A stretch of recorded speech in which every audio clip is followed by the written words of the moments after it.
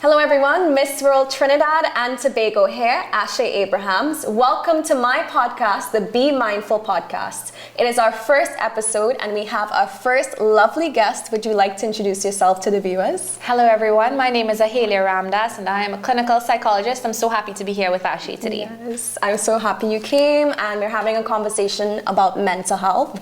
How would you define mental health? What is it? So mental health refers to your psychological, emotional, and social well-being.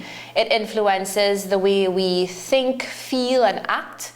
And so, a lot of times people mistake, or not really mistake, but they interchange it with mental illness, which is a completely different end of the spectrum. So when we talk about mental illness, we're talking about a diagnosed disorder. Right? But we can speak about mental health when we're talking about anyone. You and I, the man on the street, anyone. Exactly. I love that. What is the stigma, would you say, around mental health? What is the issue that we're facing? So mental health stigma speaks to the negative or discriminatory attitudes concerning mental illness. So we have a lot of instances where persons are not educated about mental health or mental health conditions, and that brings a lot of fear with it. And it doesn't help that the media tends to always portray all the negative aspects, and sensationalize negative aspects. So we're dealing with a lot of stigma. It's still relatively taboo, I would say, within our society, and it does impact persons with mental health concerns, so mental illness, where it sort of prevents them from stepping up or coming forward to access the care that they need, talk about it within their families, and just basically live comfortably. Because in addition to the public stigma, there's also that internalized shame because of societal ideas or discriminatory attitudes towards persons living with mental health. I definitely agree, and I always say once we get rid of that stigma, the recovery rates we can have and the open conversations we can have and the impact we can have overall is something we can truly aim for. So hopefully one day we are moving slowly but toward that, because I notice within our country we're highlighting it more and more. So a lot of our morning talk shows, they're having segments with mental health now, and even projects like this, which is absolutely amazing, just to raise awareness, just to talk about the uncomfortable things, the difficult things. It's so important. Yeah, I completely agree. Thank you for that. So are there clear signs for mental health problems or mental health illness in children? Are there things that parents should look out for? So the thing about mental health concerns when it comes to children is that because childhood and even adolescence is characterized by patterns of change and a lot of change and growth, you sometimes find that parents dismiss actual concerns as normal because they're growing, they're changing, their hormones are raging, their moods are up and down, and so we don't tend to pay attention.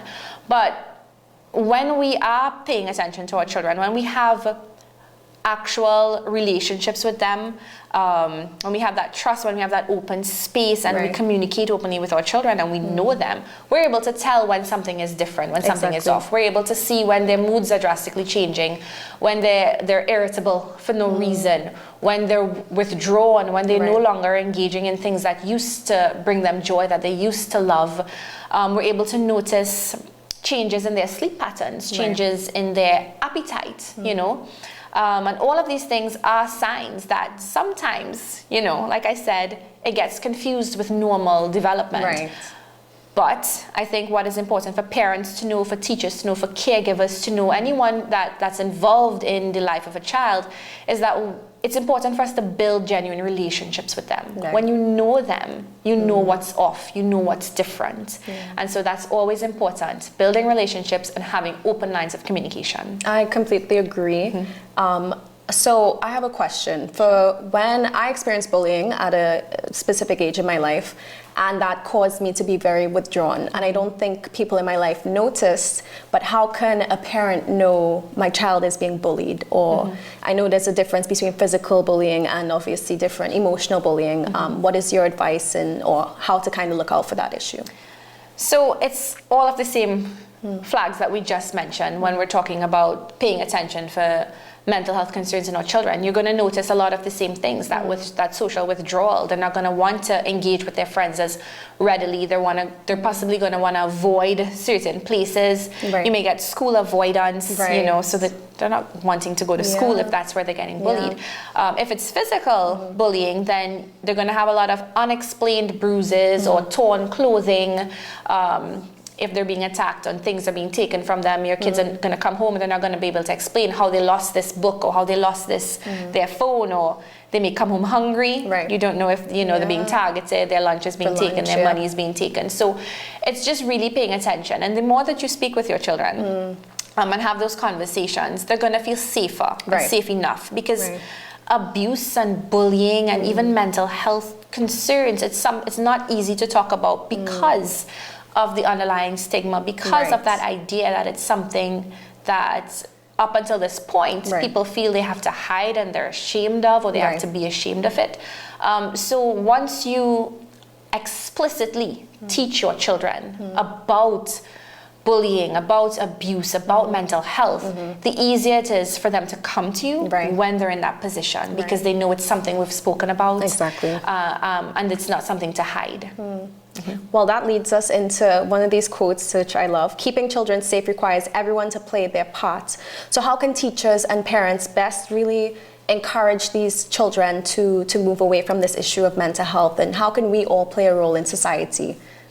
So what people don't like to hear a lot of the times is that we have to live. We have to live it. We have to model what we would like our children to do. We have passed the stage where we can talk and tell them. You know, kids these days, they're looking to you as role models, as examples. And, you know, when we're doing intervention, you know, we always tell parents, you have to model it. You can't say, well, you have to change this and that behavior. You have to show them what the change looks like. And so when it comes to mental health, when it comes to bullying, when it comes to abuse and all of these things, we have to show them what open communication looks like. We have to show them what speaking about it looks like. If we would like them to care for their mental health in a particular way, you know, we have to show them what that looks like. And so it's important that we teach children by modeling the behaviors we want to see. It's important that we communicate as adults in our kids' lives. Teachers and parents and caregivers and coaches and all of these persons that are persons in position of trust, persons that have this responsibility for children. You have to communicate with each other, so that you know what's happening with the children in your lives at all aspects and all environments, so that you know if something is off, if something is wrong, someone is going to notice, because we're all aware, you know. So it's important that we communicate with each other, communicate with our children, and we take that responsibility. You know, a long time they used to have this saying that it's, you know, it's the village. Yeah, exactly. And then somewhere along the line we moved away from that to, you know, that's not my business. And so we have to get back to the place where it's all of our business, because our children are vulnerable. They're being taken advantage of. They're being attacked, you know, daily almost. And it's really important that we all appreciate that we all have a role to play, even in these types of forums where it's raising awareness and just getting the information out there, you know. That's important, and we can all do that in our little own spaces. We can make a difference within our own spaces as well. I'm so happy. Anyone who knows me, I always say it takes a village to raise a child. And I hope we get back to that community support that we used to have, and what I grew up with. I was lucky enough to grow up with that. But it's the heart and soul of why I did this project. Initially, my foundation is the Safe Space Foundation. It's about creating that safe space for all of us to have these conversations, but to also counteract this issue hands-on. So I'm really happy you went that direction with that. I could not agree anymore. But if you could say one thing to a child out there who may be experiencing these traumas or bullying or any sense of mental health strain, what would you like to tell them if they're watching this right now? To anyone, any child, any teenager, any young adult watching this podcast, what I'd like to say is that you're not alone.